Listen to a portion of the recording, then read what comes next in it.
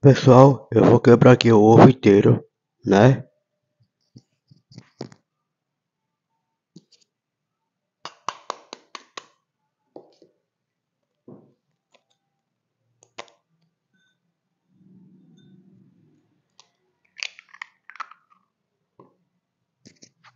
Depois, 2 colherzinhas de requeijão.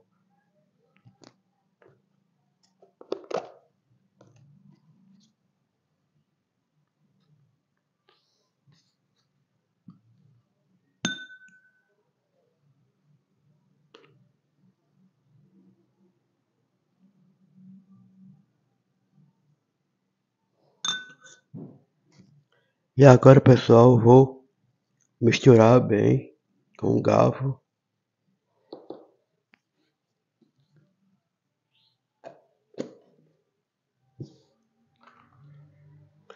E agora, pessoal, e vamos ver o resultado final. Nossa massinha do crepe suíço.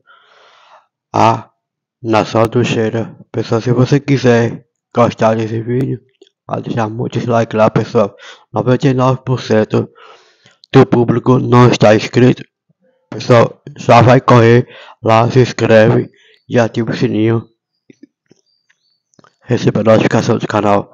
E em breve vai sair outra receita. O resultado final, nossa receita está aqui. Tchau, tchau. E compartilhe, pessoal, para várias pessoas seguirem.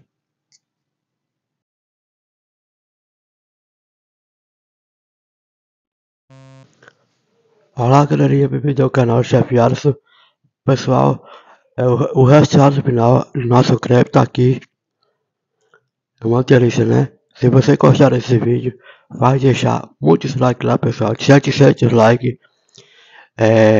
Esse crepe, pessoal, é em forma original, né? Se você gostarem, vai deixar muitos likes lá.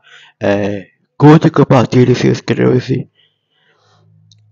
Ative o sininho, receba a notificação do canal e em breve passar outra receita. Tchau, tchau, pessoal.